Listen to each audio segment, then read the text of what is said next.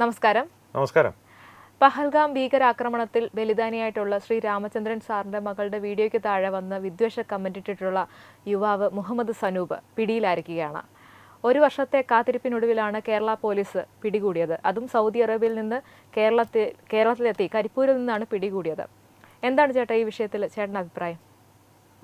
അനീഷ ഇപ്പോൾ പറഞ്ഞ ആ ഒരു ഇത് നമ്മുടെ മുഖ്യധാരാ മാധ്യമങ്ങൾ പൊതുവെ പ്രചരിപ്പിക്കുന്ന ഒരു വാർത്തയാണ്, അല്ലെങ്കിൽ പൊതുവെ അവർ പറയുന്ന ഒരു വാർത്തയാണ്. ഈ വാർത്ത എങ്ങനെയാണ് അവർ റിപ്പോർട്ട് ചെയ്യുന്നതെന്നുള്ളതിൻ്റെ ഒരു രീതിയാണ് അനീഷ പറഞ്ഞത്. സത്യമാണ്, ഒരു പൊതുധാരണ അത് തന്നെയാണ്. കേരള പോലീസ് വളരെ സക്രിയമായി കാര്യക്ഷമമായി ഈ മുഹമ്മദ് സനൂപ് എന്ന വ്യക്തിയെ ഒരു വർഷം കാത്തിരുന്ന് പിടികൂടി ഇപ്പോൾ UAPA ചുമത്തുകയും ചെയ്തു എന്നുള്ളതാണ് ഇപ്പോൾ മുഖ്യധാരാ മാധ്യമങ്ങൾ സമൂഹത്തെ അറിയിച്ചു കൊണ്ടിരിക്കുന്നത്. ആ ഒരു പ്രക്രിയ തുടർന്നു കൊണ്ടുവരികയാണ്.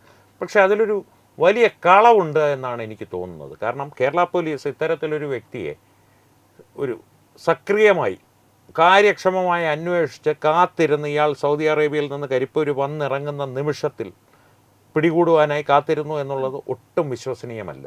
കേരള പോലീസ് ഇത്രയും കാര്യക്ഷമമായി സജീവമായി തന്നെ ഈ വ്യക്തിയെ അറസ്റ്റ് ചെയ്തതിൻ്റെ ഏറ്റവും പ്രധാനപ്പെട്ട കാരണം ഇതൊരു മാധ്യമങ്ങളും പറഞ്ഞിട്ടില്ല. തത്വമയി ന്യൂസാണ് പ്രേക്ഷകരോട് ആദ്യമായിട്ട് പറയുന്നത്. അനീഷയ്ക്കും പുതിയ അറിവായിരിക്കുമെന്ന് എനിക്ക് തോന്നുന്നു. കഴിഞ്ഞൊരു 6-8 മാസങ്ങളായി ഈ മുഹമ്മദ് സനൂപ് എന്ന വ്യക്തിയുടെ പുറകെ കേന്ദ്ര ഏജൻസികളുണ്ട്, പ്രത്യേകിച്ച് NIA പോലുള്ള ഏജൻസികൾ ഈ വ്യക്തിയുടെ പിന്നിലുണ്ട്. കാരണം അയാൾ ആ രാമേന്ദ്രൻ സാറിൻ്റെ മകളുടെ ഒരു ദുഃഖം വെളിവാക്കുന്ന ഒരു ബൈറ്റായിരുന്നു അത്. അതിന് താഴെ അയാൾ ഇട്ട ആ കമൻറ്റ് അത്ര നിസ്സാരമായിട്ടുള്ളൊരു കമൻ്റല്ല. കാഫറുകളെ എല്ലാം കൊന്നൊടുക്കി ഗസ്വായ ഹിന്ദ് എന്ന പാകിസ്ഥാൻ്റെ ആശയത്തെ ഏതാണ്ട് മലയാളത്തിൽ അയാൾ പൂർണ്ണമായും എഴുതി വച്ചിരുന്നു. രാമചന്ദ്രൻ സാറിനെ മാത്രമല്ല, ബലിദാനിയായ രാമചന്ദ്രൻ സാറിനെ മാത്രമല്ല അയാൾ അപമാനിക്കുകയും അപഹസിക്കുകയും ചെയ്തത്. വലിയൊരു ഭീകരവാദത്തിൻ്റെ ഏതാണ്ടൊരു മാർഗരേഖ പോലെയുള്ള ഒരു പോസ്റ്റാണ് അയാൾ എഴുതിയിട്ടിരുന്നത്. പ്രത്യേകിച്ച് പഹൽഗാം ഭീകരാക്രമണത്തിൻ്റെ പശ്ചാത്തലത്തിൽ കേന്ദ്ര ഏജൻസികൾ അതൊട്ടും നിസ്സാരമായിട്ടല്ല കണ്ടത്. 6-8 മാസങ്ങളായി ഈ വ്യക്തിയുടെയും മറ്റു പലരുടെയും പിന്നാലെ എന്നതുപോലെ തന്നെ ഈ വ്യക്തിയുടെ പിന്നാലെയും കേന്ദ്ര ഏജൻസികൾ ഉണ്ടായിരുന്നു. പക്ഷേ സൗദി അറേബ്യ പോലൊരു രാജ്യത്ത് ചെന്ന് ഇയാളെ ഔദ്യോഗികമായി അറസ്റ്റ് ചെയ്ത് കൊണ്ടുവരിക എന്നുള്ളത് അത്ര സരളമായിട്ടുള്ളൊരു പ്രക്രിയ അല്ല. അതുകൊണ്ട് തന്നെ അവർ കാത്തിരിക്കുകയായിരുന്നു. കൃത്യമായിട്ട് തന്നെ കേരള പോലീസിൻ്റെ മേൽ കേന്ദ്ര ഏജൻസികളുടെയും കേന്ദ്ര സർക്കാരിൻ്റെയും എന്ന് തന്നെ പറയാം സമ്മർദ്ദമുണ്ടായിരുന്നു. അതുകൊണ്ട് തന്നെ ഒരു തരത്തിലും ഈ അറസ്റ്റ് ഒഴിവാക്കാൻ കേരള പോലീസിന് സാധിക്കുമായിരുന്നില്ല. അത് പിണറായി വിജയൻ്റെ ഭരണത്തിൻ്റെ കീഴിലാകട്ടെ, VD സതീശൻ്റെ കീഴിലാകട്ടെ.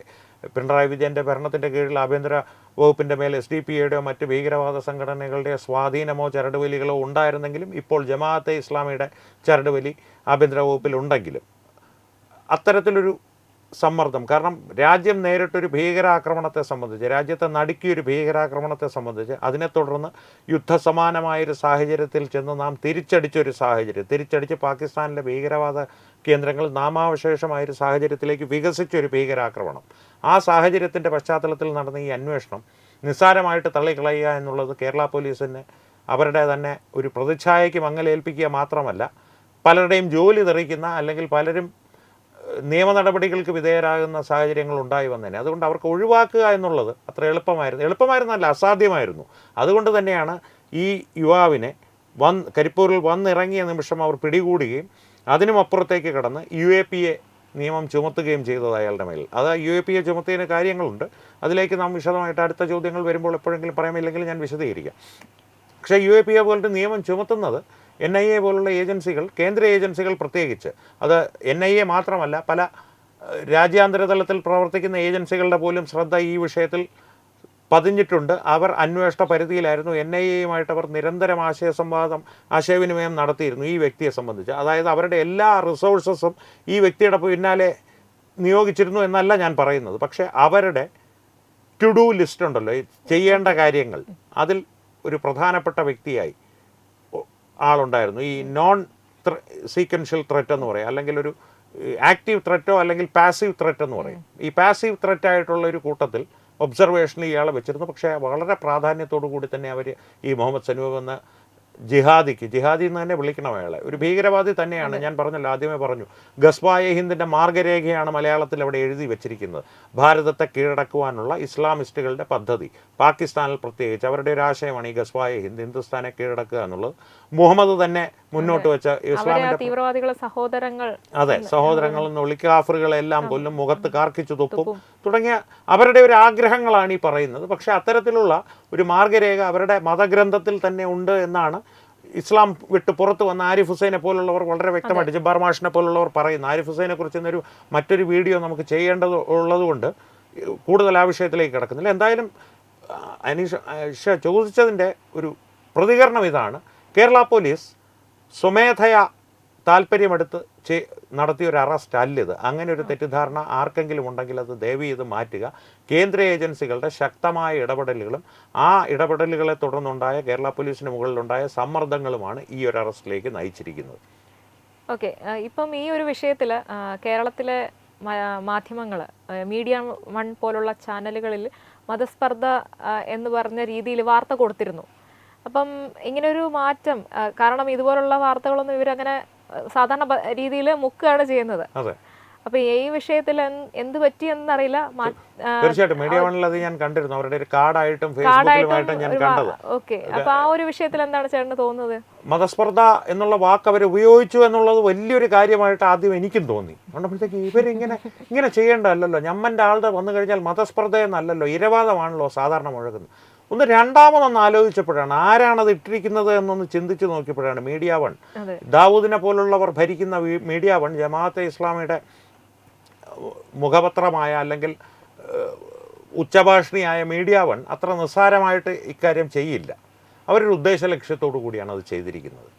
അതിലാദ്യം മനസ്സിലാക്കേണ്ട ഒരു കാര്യം, ഈ മുഹമ്മദ് സനൂപ് എന്ന വ്യക്തി, ഈ ബലിദാനിയായ രാമേന്ദ്രൻ സാറിൻ്റെ മകളുടെ ദുഃഖം പ്രകടിപ്പിക്കുന്ന ബൈറ്റിന് താഴെ ഗസ്വായ ഹിന്ദിൻ്റെ മാർഗരേഖ പകർത്തി വെച്ചത്, മലയാളത്തിൽ പകർത്തി വെച്ചത് മതസ്പർദ്ധ വളർത്തുക എന്നുള്ള പ്രക്രിയ അല്ല, അത് പച്ചയായ രാജ്യദ്രോഹമാണ്. അതിനപ്പുറത്തേക്ക് അതിന് ചോദ്യവും പറച്ചിലൊന്നുമില്ല. പച്ചയായ നഗ്നമായിട്ടുള്ള രാജ്യദ്രോഹമാണ്, രാജ്യവിരുദ്ധ പ്രവർത്തനമാണ് ആ നടത്തിയിരിക്കുന്നത്. അതിൽ മതസ്പർദ്ധ എന്നുള്ള വിഷയം വരുന്നതേയില്ല. ഇസ്ലാം ഹിന്ദു എന്നുള്ള വിഷയം വരുന്നുണ്ടെങ്കിൽ തന്നെ അത് രണ്ടാമതോ മൂന്നാമതോ ആയിട്ടേ വരികയുള്ളൂ. ഒന്നാമത്തേത് രാജ്യത്തിനെതിരെയുള്ള ഭീകരവാദ പ്രവർത്തനത്തിനുള്ള ആഹ്വാനം, അതിനുള്ള മാർഗരേഖ. രണ്ടാമത് അയാളുടെ അടിമുടിയുള്ള രാജ്യവിരുദ്ധത, അതായത് ഭാരതത്തെ അയാൾ സ്വന്തം മാതൃരാജ്യമായി കാണുന്നില്ല, അല്ലെങ്കിൽ ഭാരതത്തെ അയാൾ സ്വന്തം മാതൃരാജ്യമായി കാണണമെങ്കിൽ അയാൾ വിശ്വസിക്കുന്ന മതം മാത്രമായിരിക്കണം ഭാരതത്തിൽ ഉണ്ടായിരിക്കുന്നത്, അല്ലെങ്കിൽ പ്രമുഖ മതം അതായിരിക്കണം, അത്തരത്തിലുള്ളൊരു ചിന്ത. മൂന്നാമതേ വരുന്നുള്ളൂ കാഫറുകളെ എല്ലാം കൊന്ന് ഈ രണ്ടാമത് പറഞ്ഞ ലക്ഷ്യം സാധിക്കുക എന്നുള്ളത്. അതുകൊണ്ടാണ് പറഞ്ഞത് മതസ്പർദ്ധ ഇതിൽ ഉൾപ്പെട്ടിട്ടുണ്ടെങ്കിൽ തന്നെ മൂന്നാമത്തെയോ നാലാമത്തെയോ ഘടകമായിട്ടേ വരികയുള്ളൂ. ഒന്നാമത്തേത് രാജ്യത്തിനെതിരെ ഭീകരവാദ പ്രവർത്തനത്തിലുള്ള മനസ്സ്, രണ്ടാമത്തേത് ഭീകരവാദ പ്രവർത്തനത്തിലുള്ള ആഹ്വാനം, അതിനുള്ള ഒരു മാർഗരേഖ അത് പ്രസിദ്ധീകരിച്ചു എന്നുള്ളതാണ്. അതുകൊണ്ട് മീഡിയ വൺ ഈ ഭീകരവാദ പ്രവർത്തനം രാജ്യത്തിനെതിരെ നടത്തി എന്നുള്ള ഒരു വകുപ്പ് ഇയാളുടെ പുറത്ത് വരാതിരിക്കുവാനോ അല്ലെങ്കിൽ അതിനെക്കുറിച്ച് ആളുകൾ വിശദമായി ചർച്ച ചെയ്യാതിരിക്കുവാനോ വേണ്ടിയിട്ടാണ് മതസ്പർദ്ധ എന്നുള്ള ഒരു കാര്യം, അല്ലെങ്കിൽ മതസ്പർദ്ധ വളർത്തുവാനാണ് മുഹമ്മദ് സനൂപ് അത്തരത്തിലുള്ളൊരു പോസ്റ്റ് ഇട്ടത്. ആ കാർഡ് ശ്രദ്ധിച്ചാലറിയാം, സാധാരണ ഇരവാദം മുഴക്കുകയാണെങ്കിൽ മതസ്പർദ്ധ വളർത്തി എന്നാണ് ആരോപണം, അയാളുടെ പേരിലുള്ള കുറ്റാരോപണം. അത്തരത്തിലുള്ള ഒരു വാക്യപ്രചാരണമില്ല. ഞങ്ങൾ സമ്മതിച്ചു മതസ്പർദ്ധ തന്നെയാണ്, ഇനി രാജ്യദ്രോഹം പറയരുത് കേട്ടോ എന്നുള്ളൊരു രീതിയിലാണ് അവരുടെ ആ ഒരു ഇത്. അത് ഒരു വലിയ കുടില ബുദ്ധിയാണ്. അടിസ്ഥാനപരമായിട്ട് ഈ ഗസ്വായ ഹിന്ദിൻ്റെ മാർഗരേഖ പ്രസിദ്ധീകരിച്ച മുഹമ്മദ് സനൂപിനേക്കാളും അപകടകാരികളാണ് ഈ മീഡിയ വണ്ണിലെ അടുപ്പുകൂട്ടി ചർച്ചക്കാർ. ഒരു സംശയവും വേണ്ട. കാരണം ഈ മുഹമ്മദ് സനൂപിനെ പോലുള്ളവരെ നിർമ്മിച്ച് എടുത്ത്, അവരെ വാർത്തെടുത്ത്, അവരുടെ മസ്തിഷ്ക പ്രക്ഷാളനം ചെയ്ത് സമൂഹത്തിൻ്റെ ഇടയിലേക്ക് ഇറക്കി വിടുന്നതിൽ ഈ മീഡിയ വണ്ണിലെ ഈ സോക്കോൾഡ് ബുദ്ധിജീവികൾക്ക് വലിയൊരു പങ്കുണ്ട്. അതിനൊരു സംശയം വേണ്ട. മീഡിയ വണ്ണിൽ ബ്രെയിൻ വാഷ് ചെയ്യുന്ന ആരാണ്? ഞാൻ അത് ഓർമ്മയിൽ കൊണ്ട് രാജീവ് ചന്ദ്രശേഖർജിയുടെ ആ പോസ്റ്റ് ഓർമ്മയിൽ വന്നതുകൊണ്ടാണ് ഞാനിപ്പോൾ പറഞ്ഞത്. ഈ മസ്തിഷ്ക പ്രക്ഷാളനം ചെയ്ത് ബ്രെയിൻ വാഷ് ചെയ്ത് നമ്മുടെ സമൂഹത്തിലേക്ക് ഇറക്കി വിട്ടിരിക്കുന്ന ബുദ്ധിജീവികളുണ്ട്. ഇവരുടെ പിന്നിലുള്ള തിങ്ക് ടാങ്കുകൾ, തലച്ചോറുകൾ. ആ തലച്ചോറുകളിൽ ഏറ്റവും പ്രമുഖമായ തലച്ചോറുകളിൽ ഒന്നാണ് മീഡിയ വണ്ണിലെ ഒരു മാധ്യമ പ്രവർത്തകരെന്ന വ്യാജേന നമ്മുടെ മുമ്പിൽ പ്രത്യക്ഷപ്പെടുന്ന സംഘം, ജമാഅത്തെ ഇസ്ലാമിയുടെ ബുദ്ധി കേന്ദ്രങ്ങൾ. അതുകൊണ്ട് തന്നെ ഈ മതസ്പർദ്ധ എന്നുള്ള പ്രയോജനം അത്ര നിഷ്കളങ്കമായിട്ടുള്ളതല്ല എന്ന് മാത്രമല്ല, ഒരു കുടില ബുദ്ധിയോട് കൂടിയുള്ളതും തന്നെയാണ്. രാജ്യദ്രോഹം എന്ന രാജ്യവിരുദ്ധ പ്രവർത്തനം എന്ന കാര്യങ്ങൾ മറയ്ക്കുവാൻ വേണ്ടിയിട്ടാണ് മതസ്പർദ്ധ ഞങ്ങൾ സമ്മതിച്ചു എന്നവർ ഇപ്പോൾ പറയുന്നത്. അതെ. ഓക്കെ ചേട്ടാ, അടുത്ത ഒരു ചോദ്യം എന്ന് പറഞ്ഞാൽ ഇപ്പോൾ ഈ സോഷ്യൽ മീഡിയയിൽ ഇപ്പം ഇങ്ങനൊരു സംഭവം പുറത്തു വന്നതിന് ശേഷം സോഷ്യൽ മീഡിയയിൽ ഒരുപാട് പേര് ഈ മുഹമ്മദ് സനൂപിനെ ന്യായീകരിച്ചു കൊണ്ടുവരുന്നുണ്ട്. അത് പ്രത്യേക തരത്തിലുള്ള കൂട്ടരാണ്, മതവിഭാഗത്തിൽപ്പെട്ടവരാണ്. അവരാണ് ഈ പറയുന്നത് ഒരു സംഘികൾ അത് ഫേക്ക് ഐ ഡി ഉണ്ടാക്കി ഇങ്ങനെ ഒരു കമൻറ്റ് ഇട്ടതാണ് എന്ന തരത്തിലുള്ള കമൻറ്റുകൾ ഇങ്ങനെ ഒരുപാട് പേര് സോഷ്യൽ മീഡിയയിൽ ഇടുന്നുണ്ട്. അപ്പം അത്തരത്തിലുള്ള കാര്യങ്ങൾ എന്താണ് ചേട്ടന് പറയാനുള്ളത്? ഇപ്പം വേറൊരു കമൻറ്റ് ഞാൻ കണ്ടിരുന്നത്, ഇപ്പം സംഘികൾ റൂമിലുണ്ടെങ്കിൽ, ഇപ്പോൾ സൗദി അറേബ്യയിൽ പോലുള്ള അവിടെ റൂമിലുണ്ടെങ്കിൽ നമ്മൾ കരുതിയിരിക്കണം എന്നുള്ള രീതിയിൽ കമൻസ് കണ്ടു. അതുപോലെ തന്നെ അതേ സനൂപിൻ്റെ ഫോണ് ഏതൊരു സംഘി എടുത്ത് ഇതുപോലെ പോസ്റ്റ് ഇട്ടിട്ട് മാറ്റി വെച്ചതാണ് എന്നുള്ളൊരു കമൻറ്റ് കണ്ടു. അതുപോലെ ഒരുപാട് കമൻസ് ഈ സനൂപിനെ ഇത്രയും വലിയ രാജ്യദ്രോഹം കുറ്റം ചെയ്തിട്ടുള്ള ഒരാളെ ന്യായീകരിക്കുന്ന ഒരു കാഴ്ചയാണ് ഇപ്പോൾ ഇത്രയും കമൻസ് ഒക്കെ വായിക്കുമ്പോൾ നമുക്ക് മനസ്സിലാവുന്നത്. അപ്പോൾ ഇത് അതിനോട് എങ്ങനെയാണ് ചേട്ടൻ്റെ പ്രതികരണം? തീർച്ചയായിട്ടും ഇതിൽ പലതും ഞാനും കണ്ടിരുന്നു, ശ്രദ്ധയിൽപ്പെട്ടിരുന്നു. അപ്പോൾ എനിക്ക് പറയാനുള്ളത്, ഇത്തരത്തിലുള്ളൊരു ഇരവാദമുണ്ടല്ലോ, അതാണ് അനീഷ നേരത്തെ ചോദിച്ച ചോദ്യത്തിന് ഉത്തരമായിട്ട് ഞാൻ പറഞ്ഞു. ഇത്തരത്തിലുള്ള ഇരവാദം ആദ്യം ഇറക്കേണ്ടിയിരുന്ന മീഡിയ വണ്ണായിരുന്നു. അവരത് ചെയ്യാത്തതിൻ്റെ കാരണം ഞാൻ പറഞ്ഞു. ഇനി ഇവരിലേക്ക് വന്നു കഴിഞ്ഞാൽ അടിസ്ഥാനപരമായിട്ട് ഈ വിഷയത്തിൽ നിന്നും അല്പം തെന്നി മാറുകയാണെന്ന് കേൾക്കുന്നവർക്ക് തോന്നും. എന്നാൽ അല്ല, ഒരു ക്ഷമയോടെ കേട്ടിരിക്കുക. ഈ ഹിന്ദു രാഷ്ട്രം അല്ലെങ്കിൽ ഹിന്ദുത്വ എന്നുള്ളൊരാശയത്തെ ഇസ്ലാമിസ്റ്റുകൾ ശക്തമായി എതിർക്കുന്നത് അനീഷ കണ്ടിട്ടില്ലേ? കണ്ടിട്ടുണ്ട്. അത് കേട്ടിട്ടുമുണ്ട്, പല ഇതിൽ കണ്ടിട്ടുള്ളൂ. എന്തുകൊണ്ടാണ് അവർ എതിർക്കുന്നതെന്ന് എപ്പോഴെങ്കിലും ചിന്തിച്ചിട്ടുണ്ടോ? അടിസ്ഥാനപരമായിട്ട് അവർ ഹിന്ദു രാഷ്ട്രം എന്നുള്ള തത്വത്തെ അവർക്ക് അറിയില്ല എന്ന് നമുക്കറിയാം. ഹിന്ദു രാഷ്ട്രത്തെ അവർ എങ്ങനെയാണ് കാണുന്നതെന്ന് അറിയാം. അങ്ങനെ ഒരു ലളിതമായിട്ട് പറഞ്ഞാൽ, ഒരു ഇസ്ലാമിക രാജ്യം എങ്ങനെ ഇരിക്കുമോ അതിൻ്റെ വേറൊരു മതത്തിൻ്റെ വേർഷനാണ് ഹിന്ദു രാജ്യം എന്നാണ് അവർ ധരിച്ചു വെച്ചിരിക്കുന്നത്. ഇസ്ലാമിക രാജ്യത്ത് മറ്റുള്ള മതക്കാരോട് അവരെന്തൊക്കെ ചെയ്യുമെന്നുള്ളത് അവർക്ക് വ്യക്തമായിട്ടറിയാം. ഒരു പൂർണ്ണമായിട്ടുള്ള ഇസ്ലാമിക അത്തരത്തിലൊരു ഹിന്ദു രാഷ്ട്രം വന്നാൽ അത്തരത്തിലുള്ള പ്രവർത്തനങ്ങൾ തങ്ങൾക്ക് നേരെയും ഉണ്ടാകുമെന്ന് അവർ ഭയപ്പെടുന്നു. അതുകൊണ്ടാണ് ഹിന്ദു രാഷ്ട്രത്തെ, ഹിന്ദുത്വ എന്ന ആശയത്തെയും അവർ എതിർക്കുന്നത്. ഇതേ തിയറി തന്നെ, ഇതേ ലോജിക്ക് തന്നെ മറ്റേതിലേക്കൊന്ന് അക്സെപ്റ്റ് ചെയ്യുക. അവർ ഈ പറയുന്ന കാര്യങ്ങളെല്ലാം അവർ പലപ്പോഴും ഹിന്ദുക്കളോട് ഗൾഫ് രാജ്യങ്ങളിൽ ചെയ്തിട്ടുള്ള കാര്യങ്ങളാണ്. അവരെ വിശ്വസിച്ച് അവരുടെ മുറിയിൽ ഒരുമിച്ച് ഉണ്ടുറങ്ങിക്കഴിഞ്ഞ പലരെയും മതവിദ്വേഷത്തിൻ്റെ പേരിൽ അല്ലെങ്കിൽ ഏതെങ്കിലും ഒരു അവർക്കിഷ്ടമില്ലാത്ത രാഷ്ട്രീയ ആശയത്തെ കൂടെ കഴിഞ്ഞിരുന്നവൻ പിന്തുണച്ചു എന്നുള്ള പേരിൽ മുഹമ്മദിനെ അപമാനിച്ചു എന്ന് തുടങ്ങിയ വ്യാജ സ്ക്രീൻഷോട്ടുകൾ ഉണ്ടാക്കി അത് അറബിയിൽ തർജ്ജിമ ചെയ്ത് പോലീസിനെ അറിയിച്ച് പലരെയും അവിടെ നിന്ന് രക്ഷിച്ചു കൊണ്ടുവരേണ്ട ഒരു ഉത്തരവാദിത്വം ഭാഗ്യവശാൽ എനിക്ക് വന്നിട്ടുണ്ട്. പക്ഷേ അത് തുടങ്ങിയ സാഹചര്യം ദൗർഭാഗ്യവശാലാണ്. അതുകൊണ്ട് തന്നെ അവർ നിരന്തരമായി ചെയ്തുകൊണ്ടിരിക്കുന്ന ഒരു പ്രക്രിയ അവരോട് ആരെങ്കിലും തിരിച്ച് ചെയ്തു എന്നുള്ളൊരു സംശയമാണ് അവർ പ്രകടിപ്പിക്കുന്നത്. അതാണ് ഇതിൻ്റെ ഒരു വശം. രണ്ടാമത്തെ വശം പച്ചയായ വെള്ളയടിക്കലാണ്. ഇതിന് മുഹമ്മദ് സനൂപ് പാവാട എന്നുള്ള രീതിയിലുള്ള ഒരു പ്രവർത്തനമാണ്. ഞമ്മൻ്റെ ആൾ എന്തെങ്കിലും തെറ്റ് ചെയ്താൽ അതിനെ മറച്ചു പിടിച്ചാൽ, അതിനെ ഒരു ഇരവാദമാക്കി മാറ്റി അതിനെ മറ്റൊരു തരത്തിലേക്ക് വഴിതിരിച്ചു വിട്ടാൽ, അത് മറച്ചു പിടിക്കുക തന്നെ. സമൂഹത്തിൻ്റെ കണ്ണിൽ നിന്ന് നമ്മളാൽ കഴിയുന്ന രീതിയിൽ ആ കുറ്റവാളിയെ മറച്ചു വെച്ചാൽ അതിനുള്ള പ്രതിഫലം മുകളിലിരിക്കുന്ന ഏതോ ആകാശ ദൈവം അല്ലെങ്കിൽ ആകാശ പിതാവ് തരും എന്നുള്ളൊരു വിശ്വാസം കുഞ്ഞുനാൾ മുതൽ ഇവരുടെയൊക്കെ തലച്ചോറിൽ അടിച്ചേൽപ്പിക്കപ്പെട്ടിട്ടുണ്ട്. അതിൻ്റെ ഭാഗമായി ചെയ്യുന്നവരാണ് മറ്റൊരു വശം. മൂന്നാമത്തേത്, ഈ മീഡിയ വണ്ണിനെ പോലുള്ള അവർക്ക് നേരിട്ടിപ്പോൾ ഇത് ചെയ്യുവാൻ കഴിയില്ല. കാരണം അവർക്ക് രാജ്യവിരുദ്ധ പ്രവർത്തനം, ഭീകരവാദം ഇവയൊക്കെ മറക്കേണ്ടതുണ്ട്. അതുകൊണ്ട് അവരുടെ ഒരു അവാന്തര വിഭാഗങ്ങളുണ്ട്. അവരിൽ നിന്ന് പരിശീലനം നേടിയ കൊച്ചു ജിഹാദികൾ, അവരാണ് മൂന്നാമതൊരു വിഭാഗമായി ഇത് ചെയ്യുന്നത്. ഈ മൂന്ന് വിഭാഗത്തെയും കഴിഞ്ഞ ഒരു ദിവസം കൊണ്ട് 24 മണിക്കൂറുകൾക്കുള്ളിൽ അനീഷ കണ്ടിട്ടുണ്ടാകും.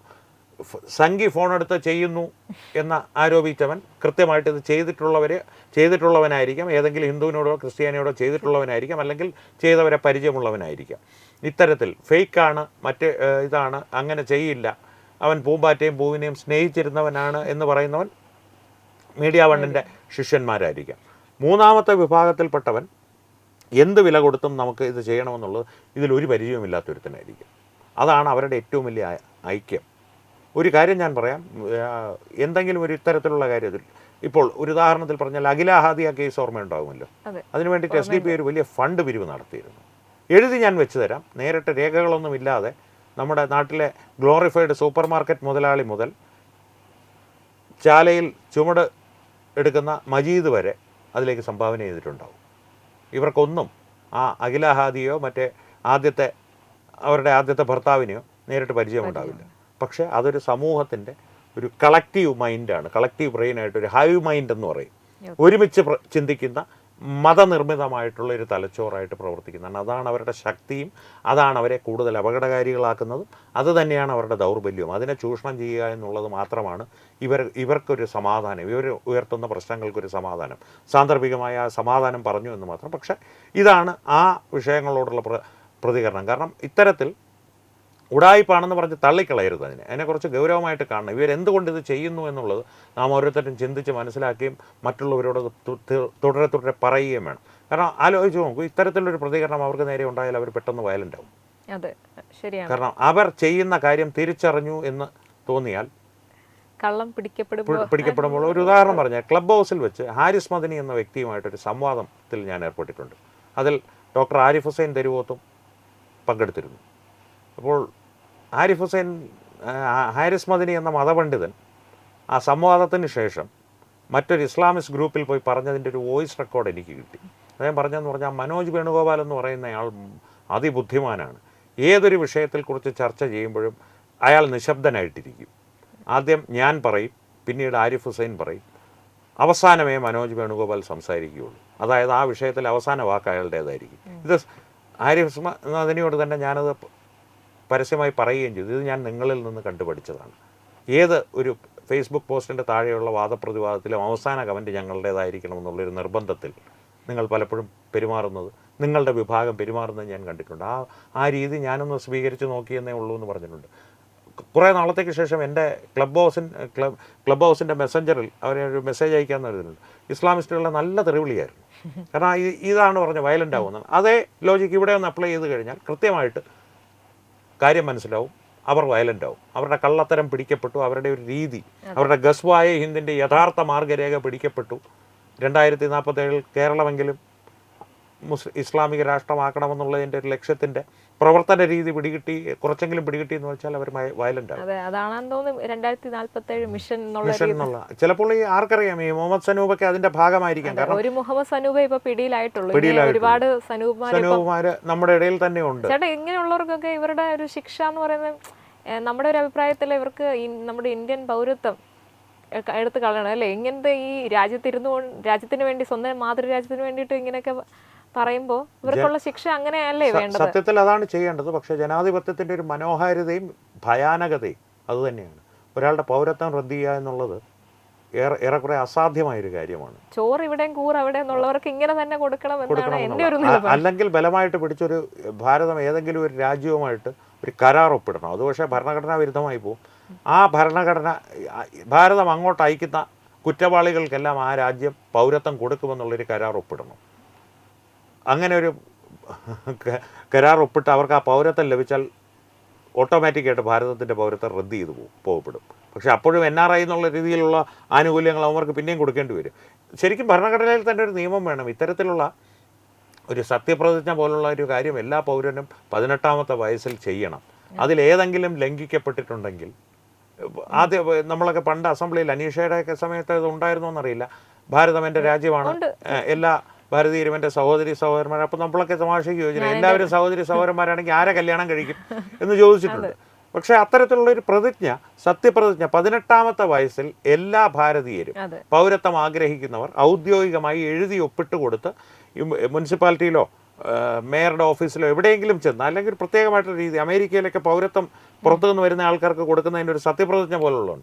അത് ഭാരതത്തിൽ എല്ലാവർക്കും ചെയ്യുന്ന രീതിയിൽ 140 കോടി ആൾക്കാരെ ചെയ്യിപ്പിക്കുവാൻ സാധിക്കുമോ എന്ന് ചോദിച്ചാൽ സാധിക്കും. അങ്ങനെ അതിനാണല്ലോ ഈ ഡിജിറ്റൽ സംവിധാനങ്ങളെല്ലാം ഉള്ളത്. ഔദ്യോഗിക രേഖയായിട്ട് എഴുതി ഒപ്പിട്ട് കൊടുത്ത അലംഘനീയമായ രേഖയായിട്ട് കൊടുക്കണം. അതിലേതെങ്കിലും ഒരു വ്യവസ്ഥ ലംഘിച്ചാൽ പൗരത്വം താനേ റദ്ദാകുമെന്നുള്ള രീതിയിലുള്ളൊരു നിയമം വരണം. പക്ഷേ അതൊരു കുറച്ച് കടന്ന കൈയാണ്. അത്തരത്തിലൊരു നിയമം നടപ്പാക്കിയെടുക്കുവാൻ 3/2 ഭൂരിപക്ഷം മാത്രം പോരാ. നരേന്ദ്രമോദിക്ക് ഒരു കുറച്ചുകൂടി മനക്കെട്ടി വേണം. നരേന്ദ്രമോദി മനക്കെട്ടി ഇല്ലാത്ത ആളാണെന്നല്ല ഞാൻ പറയുന്നത്. പക്ഷേ അദ്ദേഹത്തിന് ഈ നമ്മുടെയൊക്കെ ദൗർഭാഗ്യം കൊണ്ട്, ഇതുപോലുള്ള ജിഹാദികളുടെ ഭാഗ്യം കൊണ്ടും ജനാധിപത്യ വ്യവസ്ഥയിൽ വലിയ വിശ്വാസമാണ്. അതിനെ ഒരു പരിധിയിൽ കൂടുതൽ, കാരണം അടിയന്തരാവസ്ഥ കാലത്തെ ഭീകരതകളൊക്കെ നേരിട്ട് അനുഭവിക്കുന്നവരെ കണ്ടിട്ടുള്ളതും ചെയ്യുന്നതുകൊണ്ട് അദ്ദേഹത്തെ എതിരാളികൾ ഫാഷിസ്റ്റ് എന്ന് വിളിച്ചാലും അത്തരത്തിലൊരു സാഹചര്യത്തിലേക്ക് ഭാരതത്തിനെ പോകുവാൻ അദ്ദേഹം ഒരു തരത്തിലും അനുവദിക്കില്ല, അതിൻ്റെ ഒരു തുടക്കം പോലും അനുവദിക്കില്ല. ഇതൊക്കെ പലപ്പോഴും അതിൻ്റെ തുടക്കമായിട്ട് അദ്ദേഹം കണ്ടുകളയും. അതാണ് ഞാൻ പറഞ്ഞ ആ ഒരു ചെറിയ ഓർമ്മയില്ല, ഒരു അല്പം കൂടി മനക്കെട്ട് വേണം. യോഗിയോ അല്ലെങ്കിൽ അമിത്ഷായോ, നരേന്ദ്രമോദി ഒന്ന് കണ്ണടച്ചു കൊടുത്താൽ അമിത്ഷാ നടപ്പാക്കിക്കോളൂ, ഒന്ന് എന്തെങ്കിലും ചെയ്യുന്നൊരു തോളിത്തട്ടി പറഞ്ഞാൽ മതി. പക്ഷേ നരേന്ദ്രമോദി അതിനെ അനുവദിക്കില്ല. കാരണം അത്രത്തോളം ജനാധിപത്യ വ്യവസ്ഥയിൽ വിശ്വാസമുള്ള, ജനങ്ങളെ വിശ്വാസമുള്ളൊരു ഭരണാധികാരിയാണ് അദ്ദേഹം. അത് ഭാരതത്തിൻ്റെ ഒരു ഭാഗ്യവുമാണ്. പക്ഷേ നമ്മുടെയൊക്കെ ഈ ഒരു ആഗ്രഹം സംബന്ധിച്ച് പറയുമ്പോൾ അതിനൊരു ചെറിയ ദൗർഭാഗ്യവും ഉണ്ട്. അതാണ് അതിൻ്റെ ഒരു പ്രതികരണം. ഓക്കെ, എന്തായാലും ചേട്ടാ നല്ലൊരു ചർച്ചയായിരുന്നു. ഇപ്പം ഇതുപോലുള്ള ഒരു വിഷയങ്ങൾ നമുക്ക് കൂടുതൽ ചർച്ചയുമായിട്ട് അടുത്തൊരു വീഡിയോയിൽ കാണാം. തീർച്ചയായിട്ടും. നന്ദി, നമസ്കാരം. നമസ്കാരം.